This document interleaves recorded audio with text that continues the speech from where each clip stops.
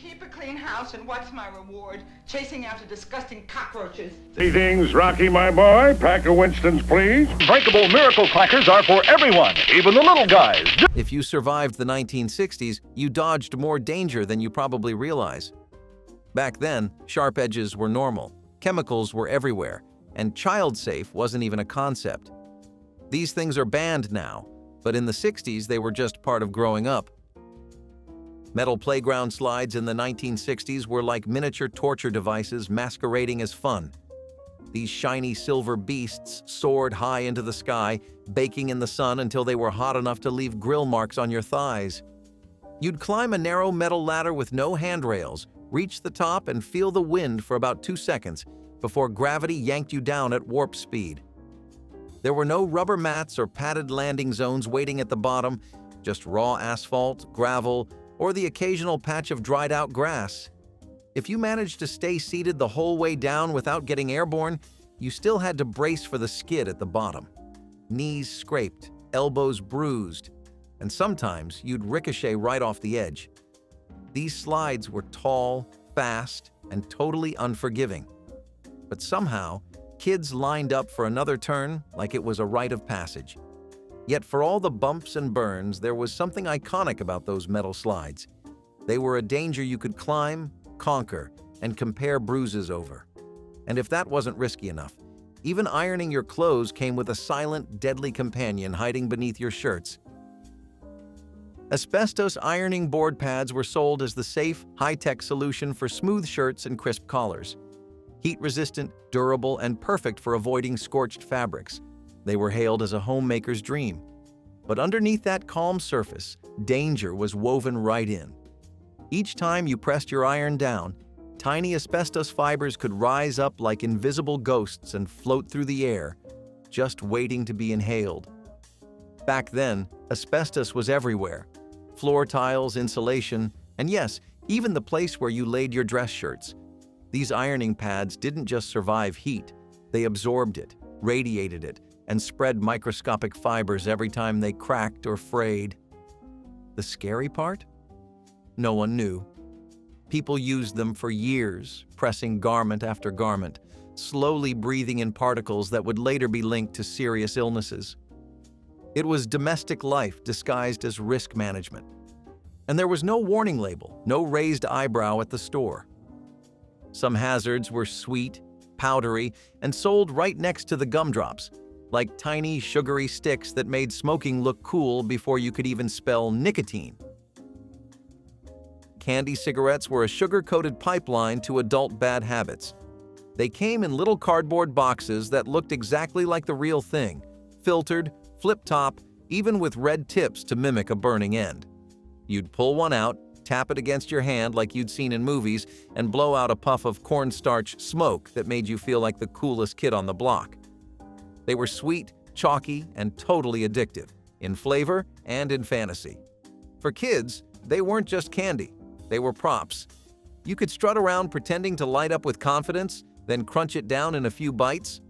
Parents mostly shrugged. After all, it was just sugar, right? But looking back, these treats weren't as innocent as they seemed.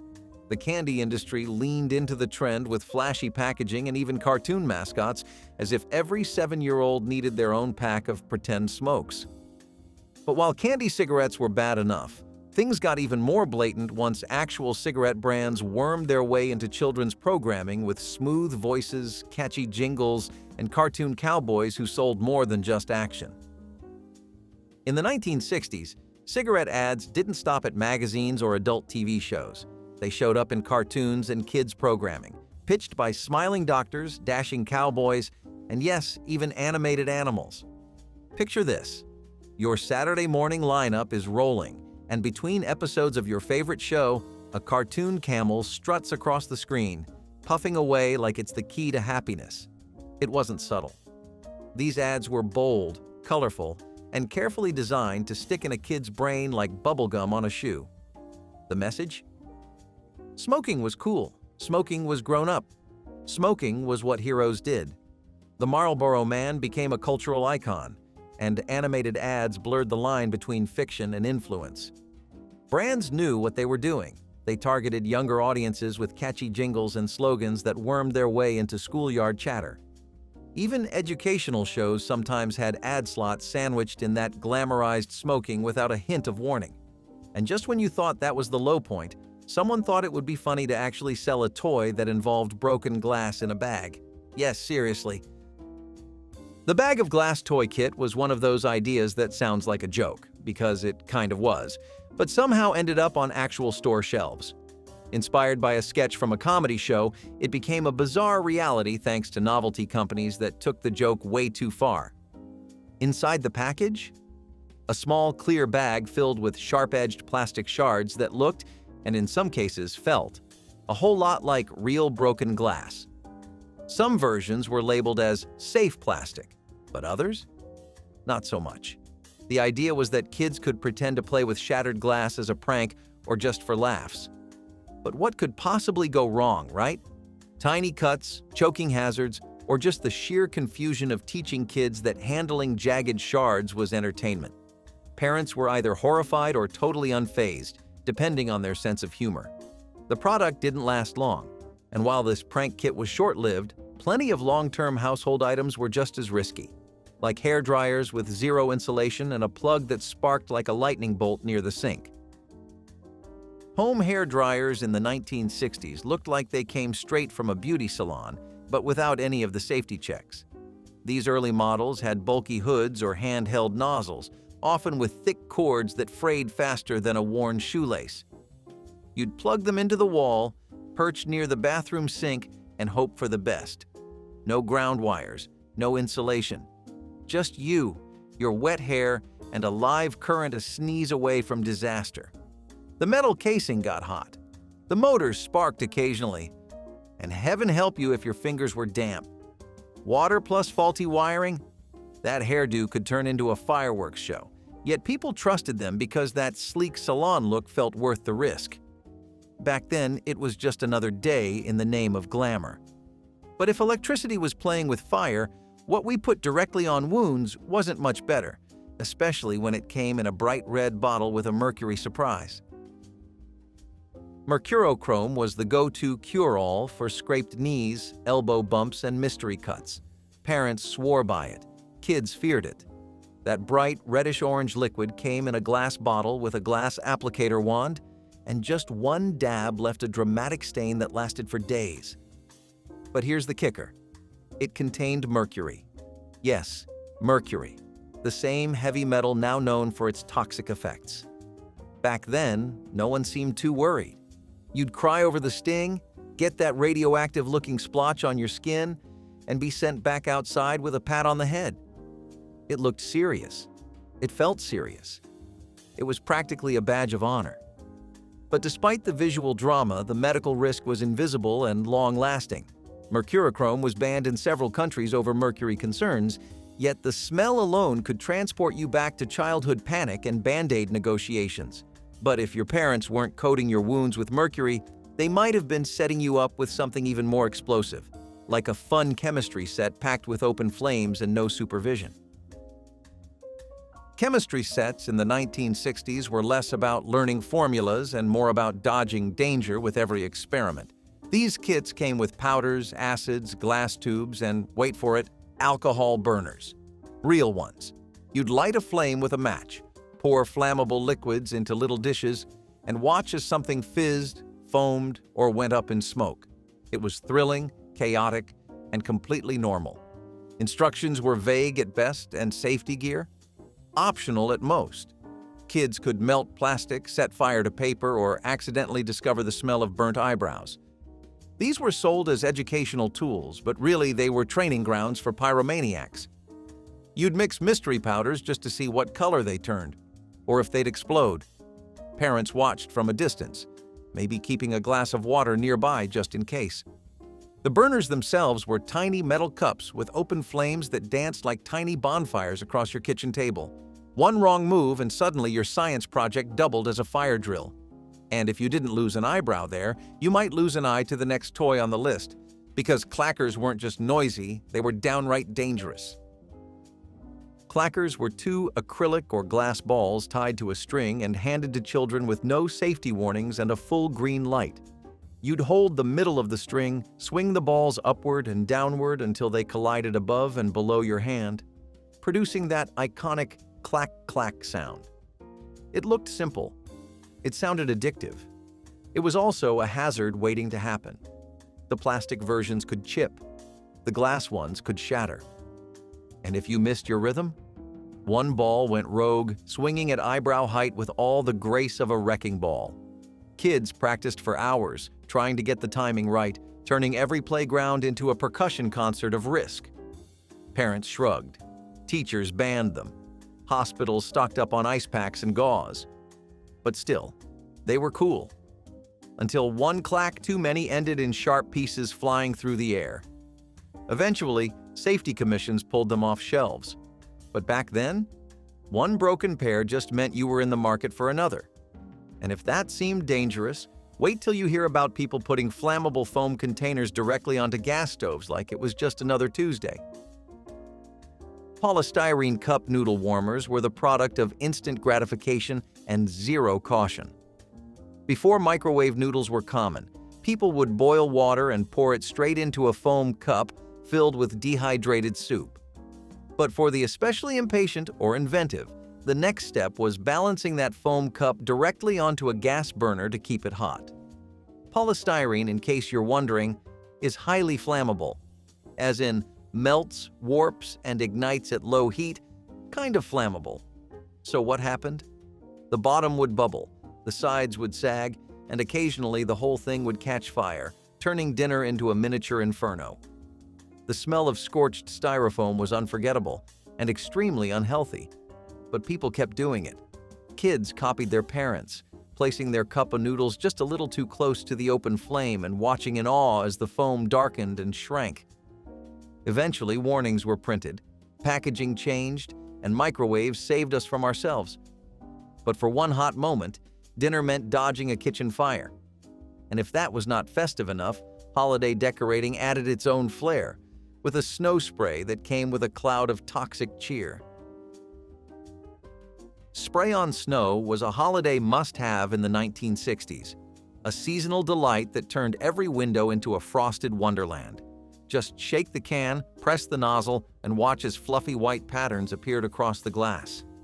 It was festive, easy to use, and absolutely everywhere. The catch? That soft, pretty snow was often laced with lead-based pigment. Yep, neurotoxins right in the living room. Kids would draw smiley faces and snowflakes, breathing in fumes and getting it on their fingers before heading back to sip cocoa. Parents sprayed entire windows from top to bottom, unaware that every jolly doodle came with a microscopic health warning. When the holidays were over, wiping it off meant smearing fine white dust all over the furniture, and sometimes even using dry cloths that kicked it up into the air again. It stuck to glass, to hands, and to memories. Photos from the era show smiling kids standing in front of the stuff, glowing with seasonal pride and unknowingly inhaling trace amounts of heavy metals. Eventually, safer versions appeared on the market, but for a while, decorating windows was more toxic than tinsel. And if the snow spray didn't get you, the bed you fell asleep on might, because some kids literally snoozed on pillows filled with flammable fluff. Kapak was the stuffing of choice for many children's mattresses and pillows in the 1960s. Sourced from tropical trees, this silky fiber felt soft, light, and luxuriously fluffy. It was marketed as breathable and all-natural, perfect for a good night's sleep. But what parents didn't know was that Kapak was also a fire hazard. A single spark could turn that cozy mattress into a roaring blaze. The fibers ignited easily and burned fast, making emergency response nearly impossible once the flames started. There were no flame-retardant treatments, no safety tags, and no warnings. It was just marketed as the next big thing in sleep comfort. And it worked until someone dropped a cigarette or a lamp fell over and the mattress went up like dry leaves. Kids slept on them. Nap time happened on them at daycare. And because Kapak was plant-based, it was thought to be safer than synthetic options. Ironically, it was far worse. It packed tighter than cotton, creating airflow dead zones that fanned flames instead of stopping them. Regulations finally caught up and banned the material in children's products, but not before plenty of mattresses went up in smoke. And speaking of hot messes, let's talk about a toy that was meant to race but was better at melting into your carpet. Aurora slot cars were a must-have for every young speedster in the 1960s. The bright colors, snappy bodies, and twisting plastic tracks brought the thrill of racing right into the basement. You'd plug in the controller, slam the trigger, and watch your tiny car whip around the corners like it was chasing the Indy 500. But that thrill came with some unintended side effects. The motors inside those early models ran hot. Too hot. After a few laps, some would overheat and melt the chassis, leaving a smoking puddle where your prized vehicle once sat. Others sparked at random, shooting little arcs of electricity that looked cool, until they scorched your hand. And since the cars were often left plugged in for hours, the plastic casings warped, cracked, or fused with the tracks.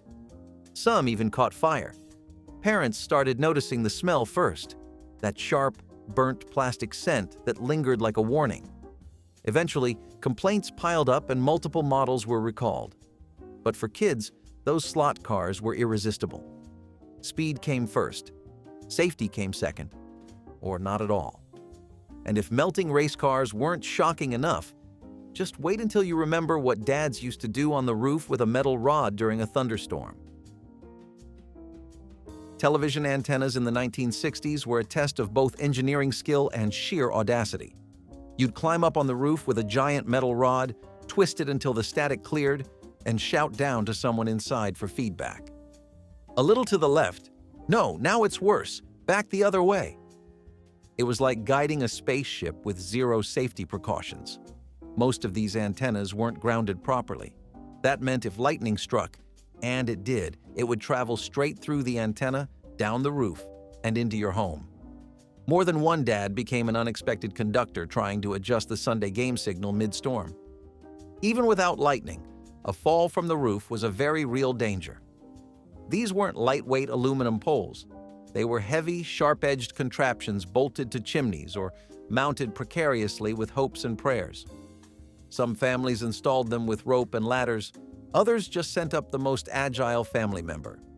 Signal boosts meant the difference between watching your favorite show and enduring snow-filled fuzz, so the risk seemed worth it. But what started as a harmless adjustment often turned into a near-death experience. And if you think the antenna was risky, just wait until you remember the glue that smelled so strong it knocked kids out before the models were even finished. Gasoline-scented model airplane glue was the secret sauce of childhood creativity and accidental intoxication. The solvent-heavy adhesive smelled like a gas station in July, sharp enough to make your nose sting and your eyes water.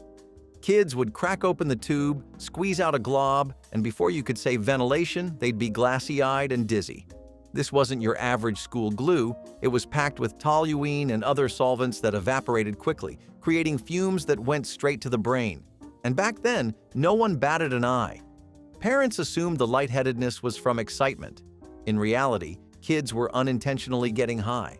Some took it further and started sniffing glue on purpose, leading to a whole wave of accidental addiction. It became a national concern.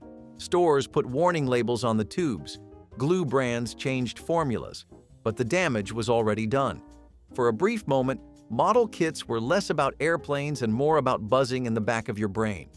That sharp chemical tang became the background scent of many basements, garages, and bedrooms. It stuck to your fingers, your clothes, and your memory. And the toys?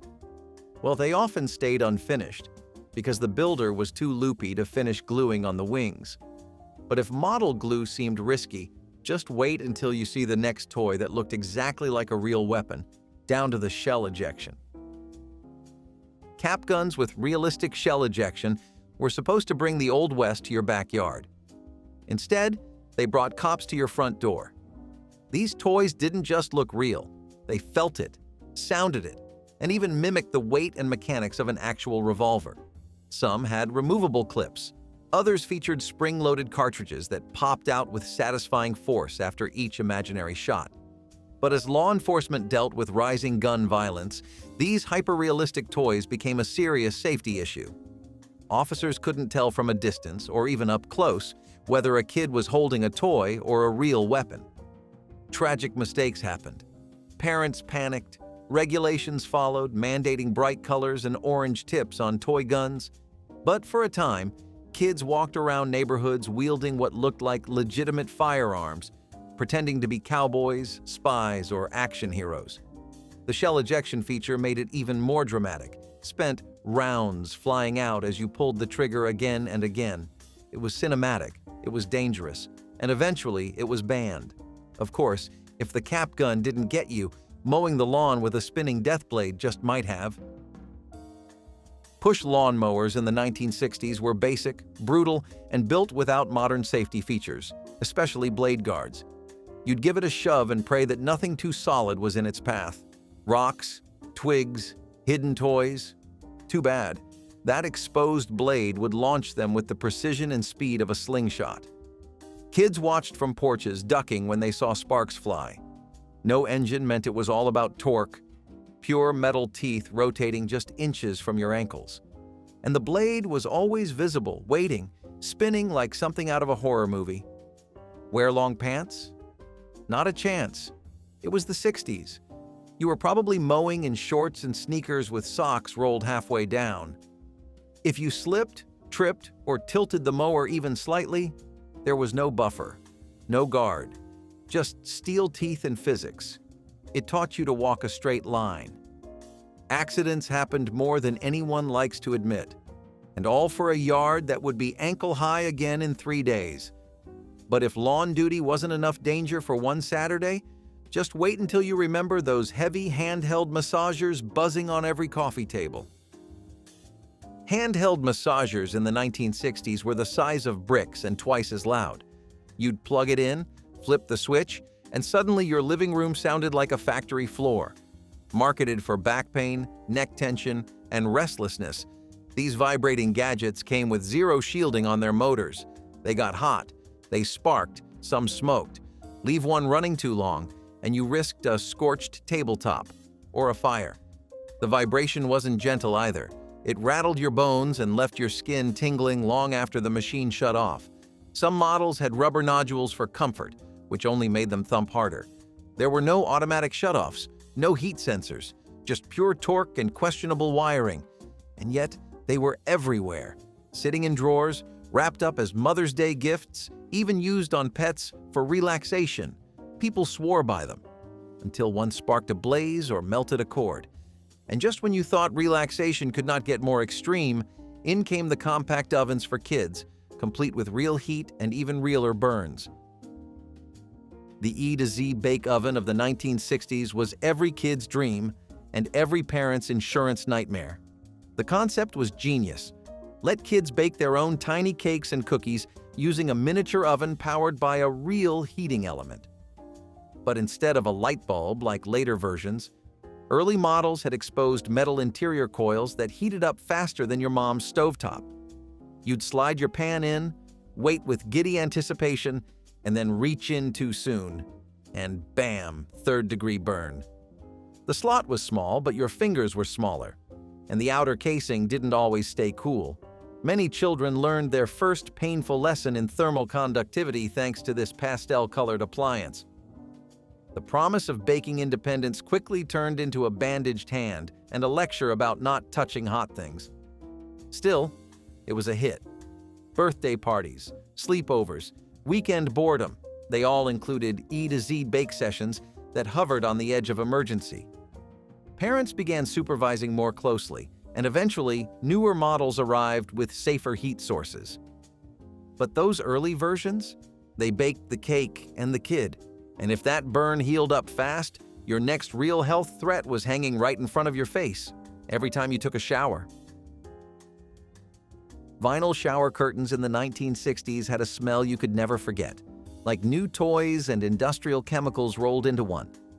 That new plastic scent came from phthalates and other volatile organic compounds that were off-gassing straight into your lungs. Every steamy shower turned your bathroom into a tiny greenhouse of endocrine disruptors. The curtains looked great, clear, floral, frosted, but came with a hidden cost. They softened easily, making them great for bending around tubs, but terrible for indoor air quality. Studies later linked phthalates to hormone imbalances and developmental problems. But back then, no one gave it a second thought. You'd scrub those curtains with bleach, dry them in the sun, and replace them the minute they got cloudy, all while inhaling chemical-laced steam. And for homes with kids, those same curtains were often found in shared bathrooms, meaning younger lungs got the worst of it. The smell alone could give you a headache. Eventually, safer plastic alternatives came along. But for a long time, morning showers came with a side of toxic fog. And speaking of toxic things close to your skin, next up, the Halloween costume that turned trick-or-treat into stop, drop, and roll practice. Kids' Halloween costumes in the 1960s looked festive on the outside, but they were practically made of fuel. Most were constructed entirely of rayon, a synthetic fabric that might as well have been tissue paper soaked in gasoline. The colors were bright, the characters were fun, and the price was cheap, making them a hit with parents. But once you put it on, you were basically walking around in a human sparkler. One stray candle, a cigarette flick, or even a faulty light bulb could send the whole thing up in flames in seconds. There were no fire-resistant treatments, no layered fabrics, and definitely no flame-retardant regulations. Just a thin mask held on with a rubber band and a crinkly suit that felt like plastic wrap and sounded like it too. Trick-or-treating with a flashlight? Optional. Trick-or-treating with a fire extinguisher? Might have been smarter. The horror stories were real. Burns, melted fabric fusing to skin, and emergency room visits caused by what was supposed to be harmless fun.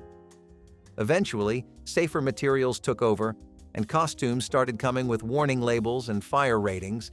But for a while, the scariest part of Halloween wasn't ghosts or ghouls, it was your outfit. And while some dangers were seasonal, others were permanent, like every gulp of water you took from a fountain made with good intentions and bad plumbing.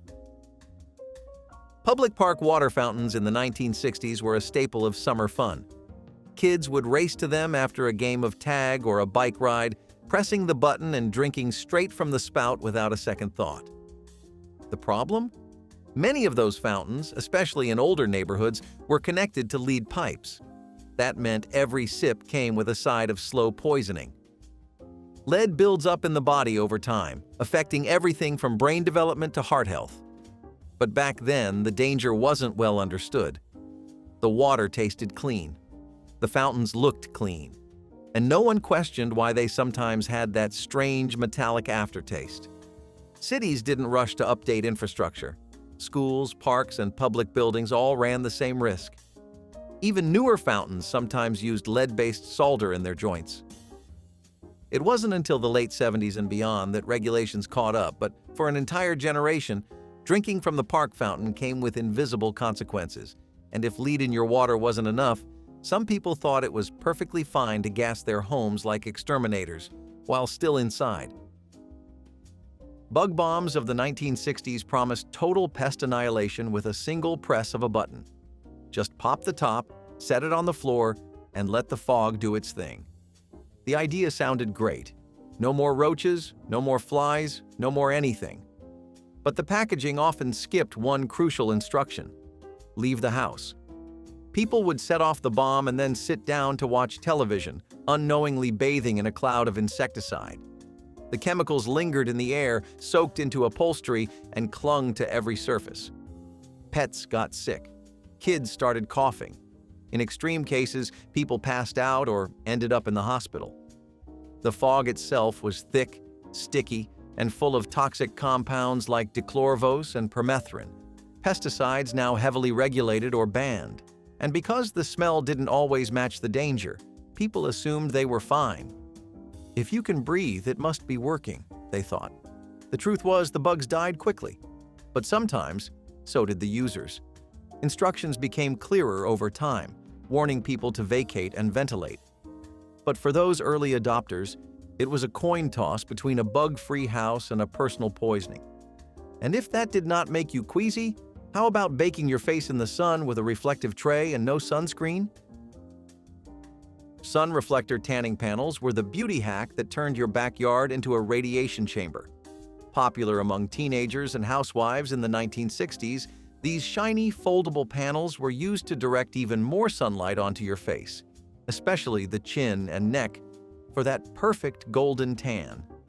They worked like human solar cookers. You'd lie back on a towel, slather on baby oil, unfold your little sun mirror, and let the rays bounce upward. The result?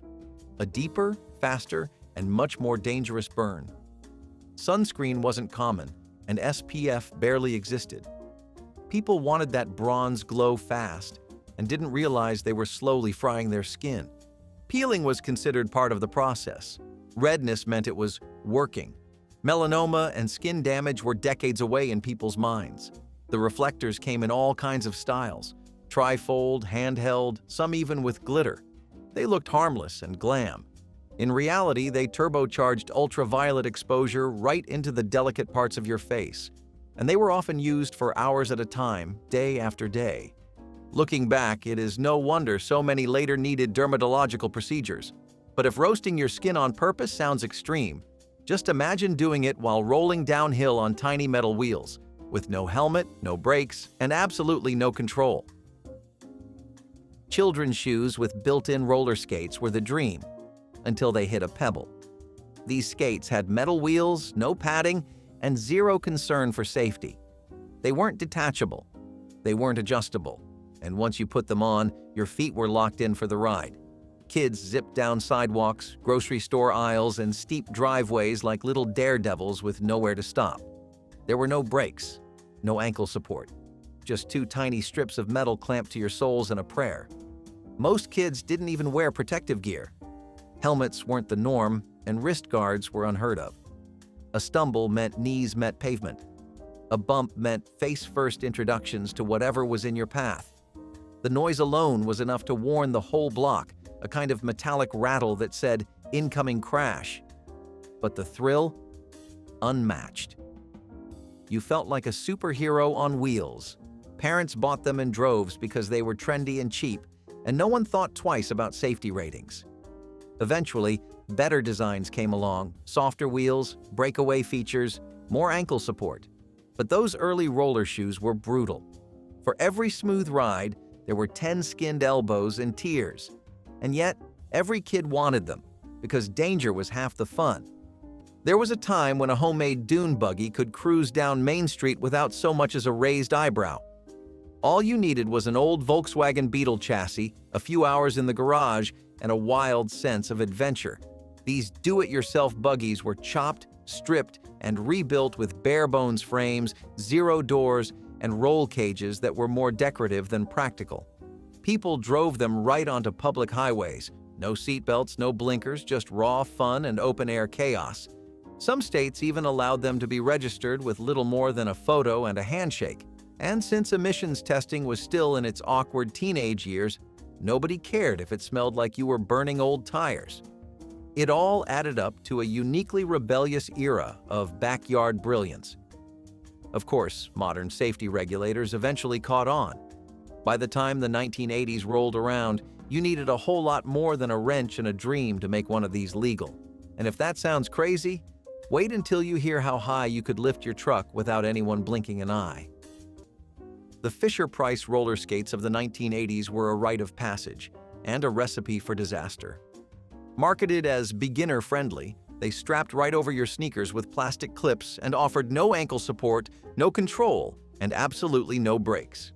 You'd take 2 steps and feel like a baby giraffe on ice. Once those wheels started rolling, good luck stopping unless you hit a patch of grass or a parked car.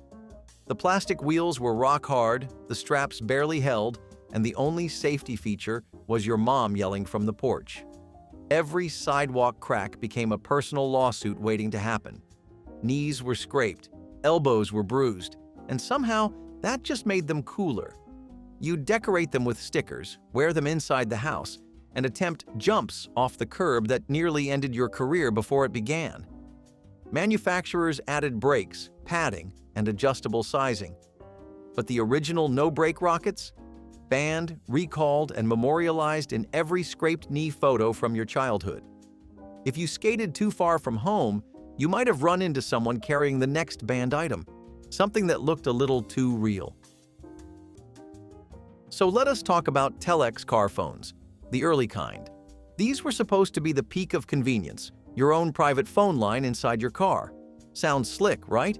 Except using one felt like yelling into a toaster that barely heard you. The equipment alone took up half your trunk, with clunky transceivers and roof antennas that made your car look like a spy van.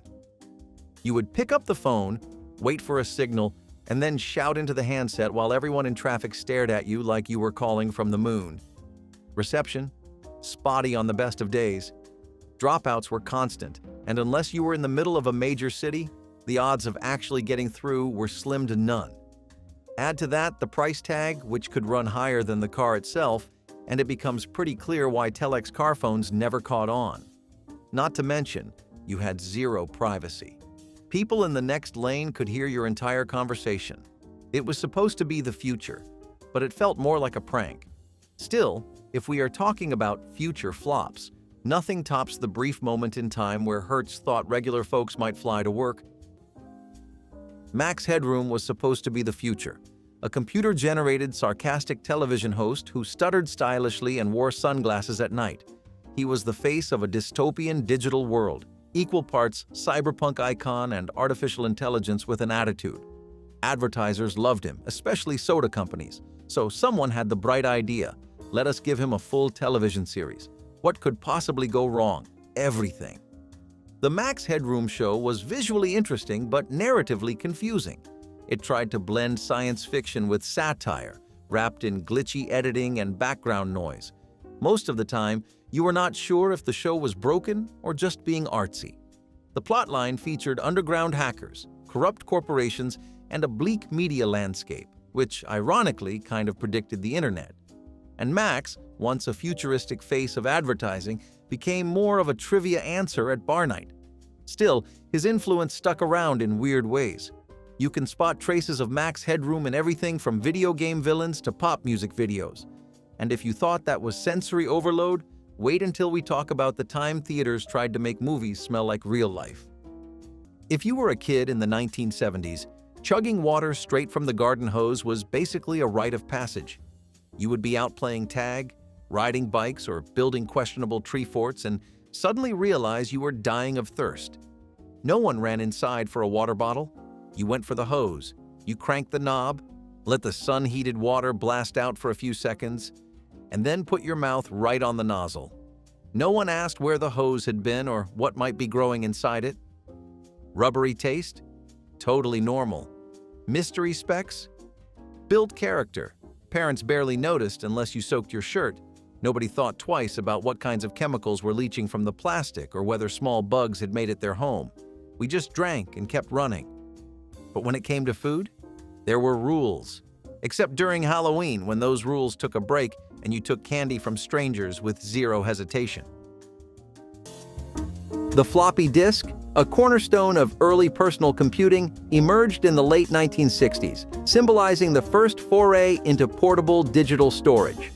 When the 3.5-inch floppy was introduced, many pondered, who would ever need that much storage? A notion that now elicits a chuckle in our gigabyte-saturated age.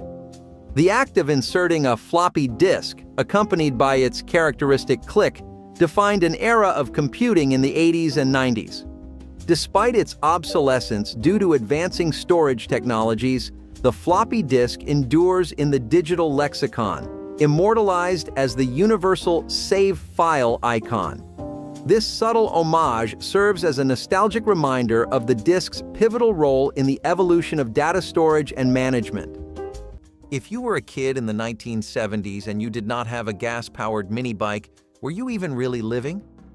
These things were like pocket-sized motorcycles. No license required, no helmets expected, and no real supervision in sight.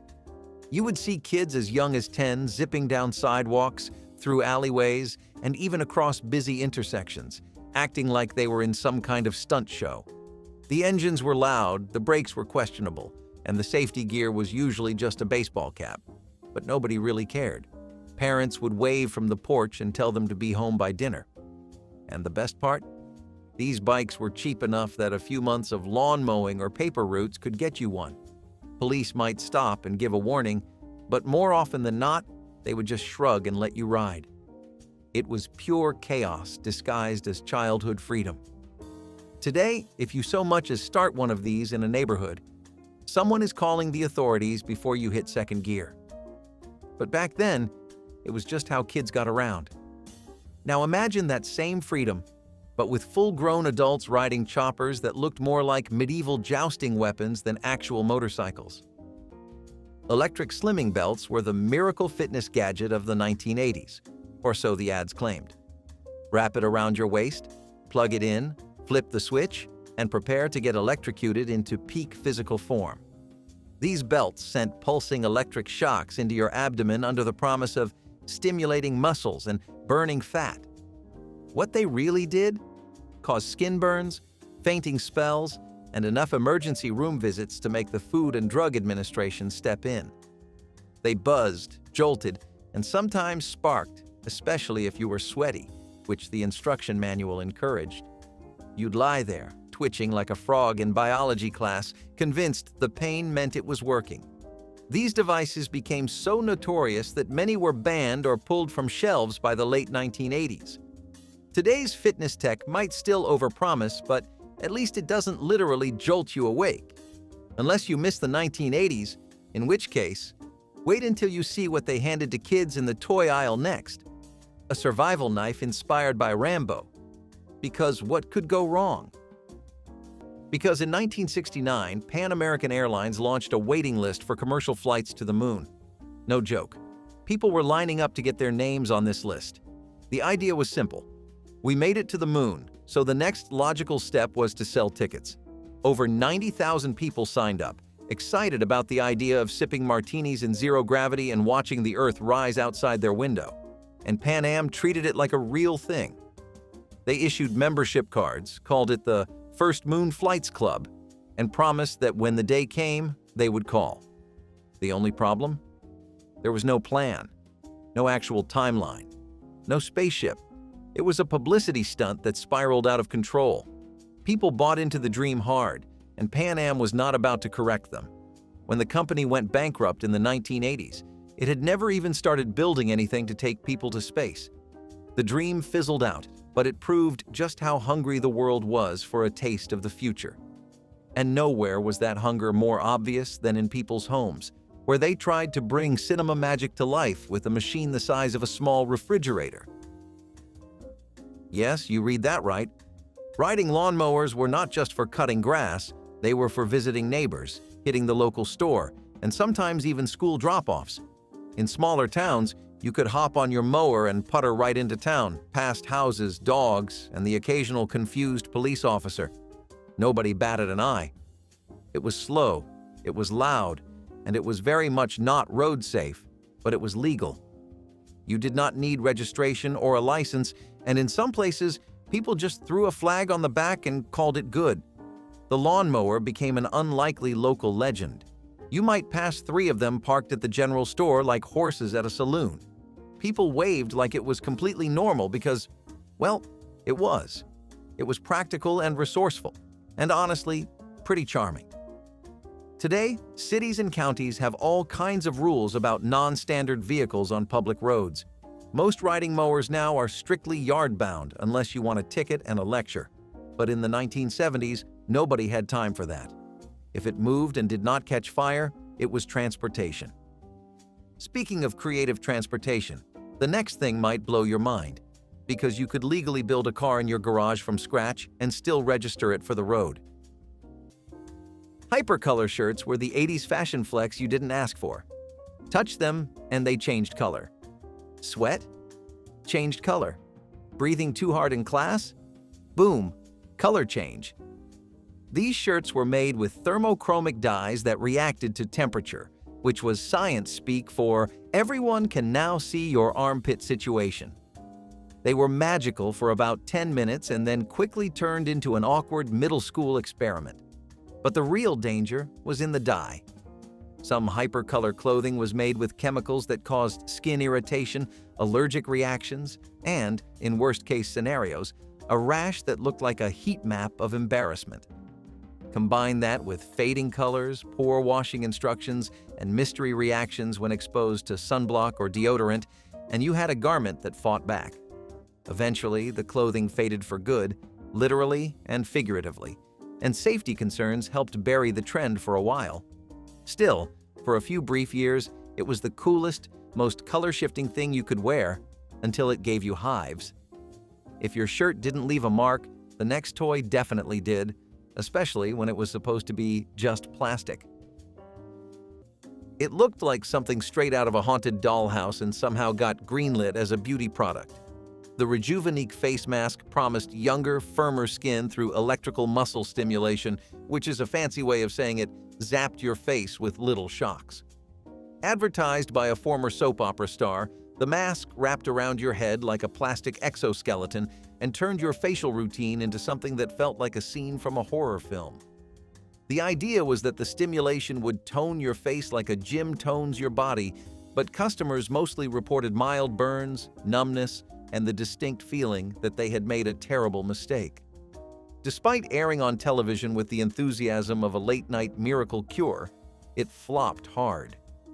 It was the kind of product that felt less like a beauty tool and more like a sci-fi movie prop that somehow escaped the set. Still, you had to admire the ambition. If you could survive the Rejuvenique, surely you could survive anything the 1980s had to throw at you. And as it turns out, that next throw was straight at the kids, because someone thought gym fashion should start in elementary school. Back before Halloween became a yearly anxiety fest, taking unmarked candy from a neighbor was just how the night worked. You rang a doorbell, yelled, "Trick or treat," and got handed whatever someone had lying around. Loose jelly beans? Great. Homemade fudge and wax paper? Even better.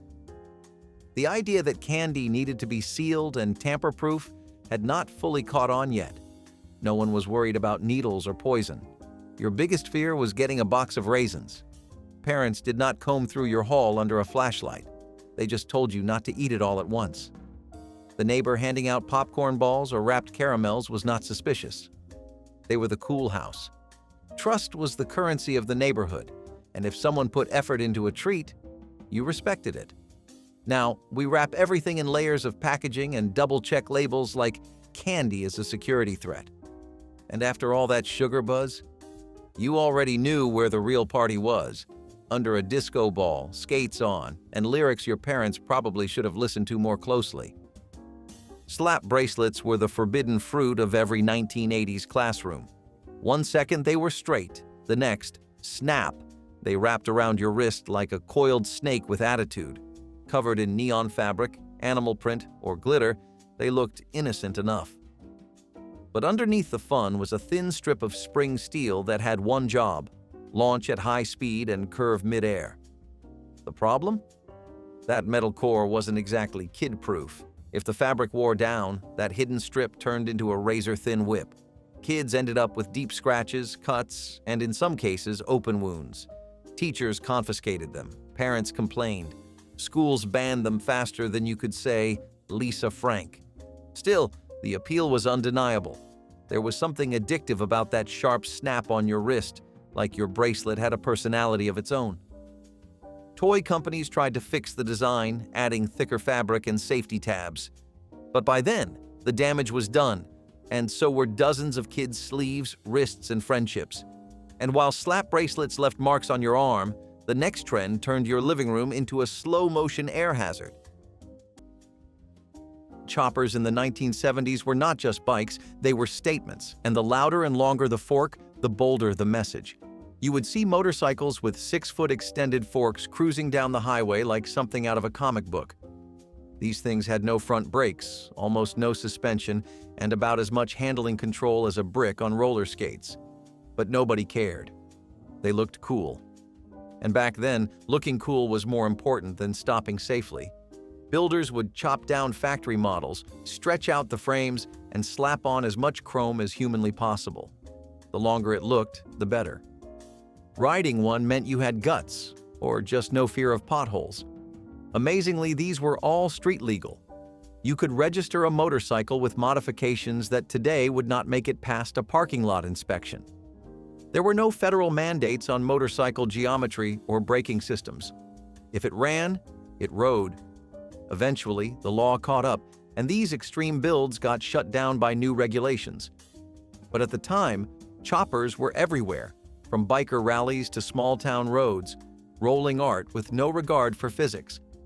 If you think that sounds wild, wait until you picture someone doing their weekly grocery run on a riding lawnmower. Enter the Sony CV2000. This was supposed to be the next big leap in home entertainment, a video recorder you could use at home long before VHS was a thing. It sounds amazing, right? Until you realize this beast was massive, heavy, and cost more than most people's cars at the time. We are talking over $1,000 in 1960s money, which is a good chunk of a year's salary for the average person. But price was just one problem.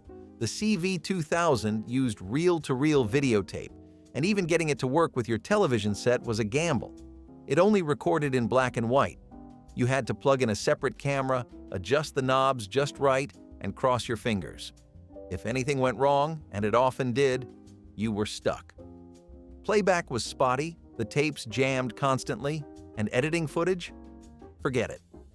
For a product meant to bring television magic into your home, it mostly just brought headaches.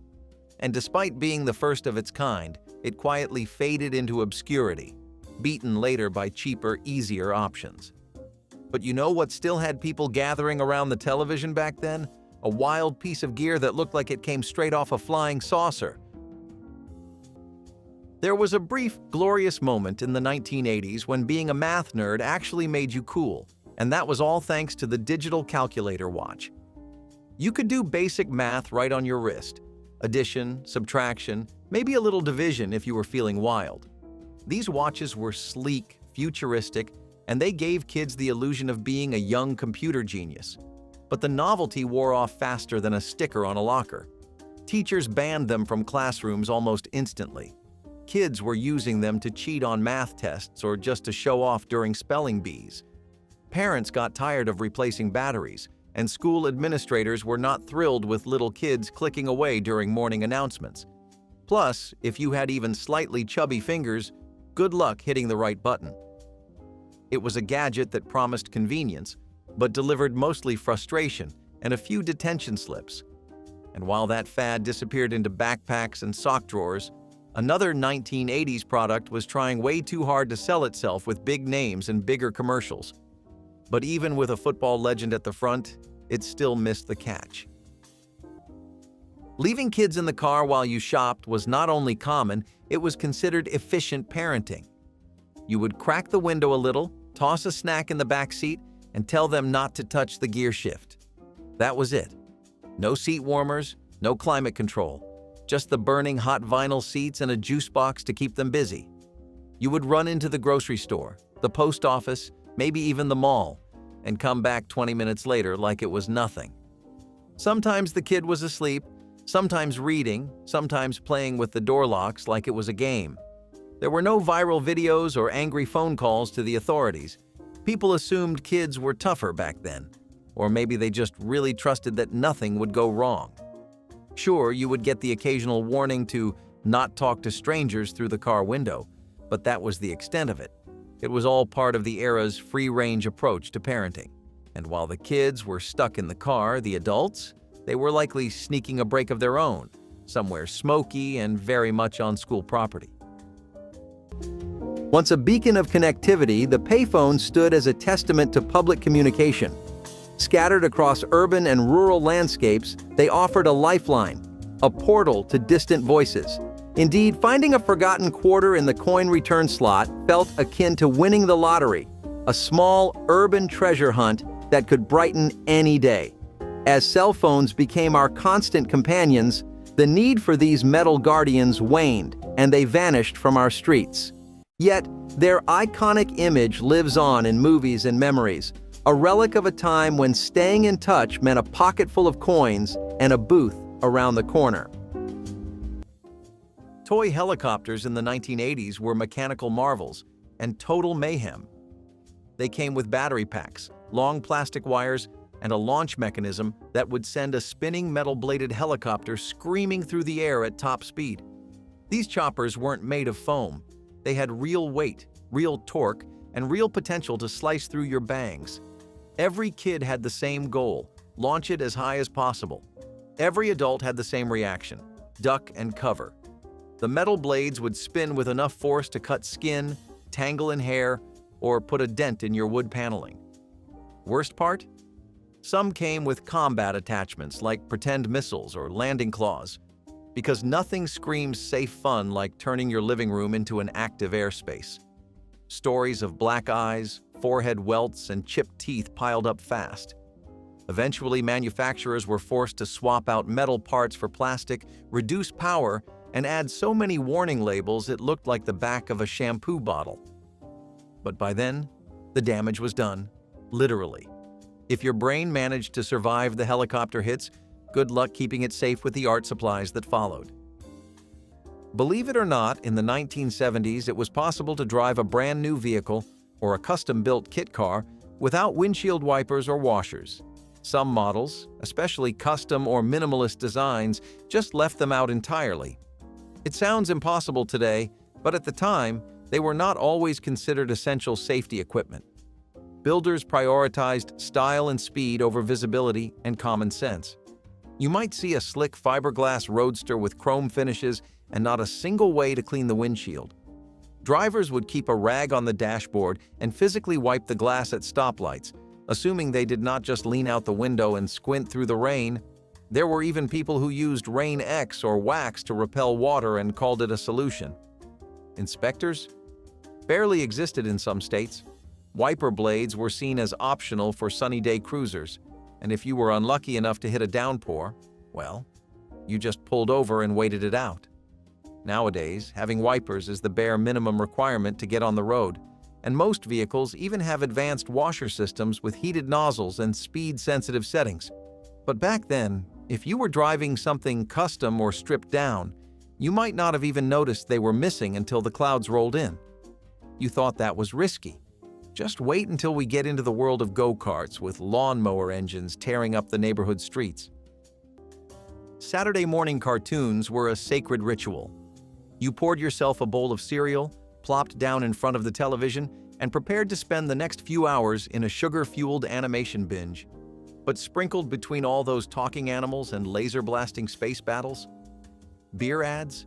That's right. Alcohol companies had no problem promoting their newest brew to an audience still wearing footy pajamas. You could go from He-Man saving the universe to a slow-motion pour of foamy beer into a frosted mug, all in the same commercial break. And these were not vague nods to adult life. We are talking full-on beer jingles with catchy tunes and smiling actors, clinking glasses in backyard barbecues. Kids grew up humming these tunes without even knowing what they were singing about. To the networks, airtime was airtime. If it sold, it played. No one raised a red flag. Parents were more worried about how many Pop-Tarts you ate than whether your favorite cartoon was brought to you by a six-pack of light beer. And when the commercials ended, you ran outside with your friends. No shoes, no helmets, just two wheels and a scraped knee waiting to happen. The VCR, a marvel that arrived in the 1970s, was akin to a magician in a box, granting us the power to capture time itself. Suddenly, TV schedules no longer dictated our lives. We could record, rewind, and relive our favorite moments at will. The VCR was the herald of home cinema, a concept so revolutionary that even its hefty price tag couldn't dampen its allure. It's a testament to its impact that phrases like "be kind, rewind" are etched in the collective memory of a generation. As DVDs and streaming services emerged, the VCR's star faded, but its legacy of shaping family movie nights and introducing the world to video rentals lives on. Muscle pants for kids, that was the pitch. Somewhere, a grown-up looked at a child and said, "You know what this kid needs? Pants that scream steroid energy." These were Zubaz-style leggings with wild patterns and stretch material designed to mimic the bodybuilding look of adult gym rats. Except they were made for children. The problem was not just the patterns, which, by the way, included everything from neon zebra stripes to camouflage lightning bolts. It was that kids had no idea how to wear them. The pants were often too tight or too loose, and they came with this weird fake athletic vibe that clashed hard with the Sesame Street lunchboxes. These pants were a hard no. Schools started quietly banning them for being distracting, and parents got tired of explaining to teachers that no, their child was not training for a junior weightlifting championship. They were just victims of 1980s fashion. The trend came and went faster than you could say bicep curl. But speaking of trying too hard to look futuristic, let us talk about the time Atari thought your forehead could play video games. Get this, in the 1970s, there was no law stopping you from turning an old school bus into your family's home on wheels. You could snag a decommissioned bus for next to nothing, rip out the seats, toss in a mattress, a couple beanbags, and maybe a stovetop, and call it a camper. No certification, no inspections, no zoning permits, just pure imagination and the scent of diesel. Families would paint them wild colors, load them with mismatched furniture, and hit the road like modern pioneers. They did not have running water. Some barely had brakes. But they were mobile, cozy, and dirt cheap. There was something kind of magical about the idea. Taking your whole life, putting it on a bus, and driving until the road ran out. Today, you would need to pass a dozen inspections just to get halfway down the street. But in the 1970s, you did not need a license to be an adventure seeker on wheels. Now, if you thought turning a school bus into a camper was daring, wait until you hear about the three-wheeled wonders that are claimed to be safer than a sedan. Aquanet's scented hairspray line hit the shelves in 1968, hoping to combine the hold of a hair helmet with the charm of a perfume ad. The brand was already a household name. By then, Aquanet had glued more bouffants in place than any other product on the market. But someone in marketing must have thought, you know what this cloud of chemicals needs? Flowers. So they rolled out a special line of floral-scented versions. There were rose, jasmine, even a spring breeze blend. The idea was to give users a refreshing, elegant aroma while locking their hairstyle in place for hours. But it backfired, fast. The floral notes clashed with every other scent in a person's routine. The smells mixed into something that made elevators unbearable. To make matters worse, the scent faded quickly, leaving behind the signature Aquanet chemical musk, just with a weird dying flower twist. Even die-hard Aquanet fans could not justify it. By the early 1970s, the line quietly disappeared from shelves. Aquanet stuck around, but its foray into fragrance was a short and smelly detour. But if you want a true example of how the 1960s misunderstood its audience, just look at the British bike that tried to win over American teens by shrinking everything they loved. In the 1970s, tourist towns across America fell in love with the exotic charm of tuk-tuks and rickshaws, those little three-wheeled wonders that looked more at home in Bangkok than on a beachfront boulevard in Florida. But there they were, buzzing around like mosquito-sized taxis, legally driving alongside full-sized cars and trucks. Some were imported directly from Asia. Others were homemade contraptions cobbled together in backyard sheds using scooter engines and whatever metal scraps were lying around. They barely had suspension. Their top speed was a hopeful 25 miles per hour, and turning corners felt like rolling dice. But city officials thought they were charming, tourists loved them, and for a brief moment, they were as American as funnel cake. You could drive one of these with nothing more than a regular driver's license and a little bit of nerve. No airbags, no crumple zones, no real doors, and sometimes no roof either. They were part carnival ride, part cab, and somehow fully legal. Eventually, rising safety concerns and tighter import regulations shut them down on public streets, pushing them into novelty rides at festivals or private events. Still, for a while, you really could get picked up from your hotel in a tuk-tuk. And if that sounds sketchy, imagine cruising through a rainstorm in a car that did not even come with windshield wipers. If any of these gave you flashbacks and chills, let us know in the comments. Tap like, hit subscribe, and we'll keep the memories and the mayhem coming.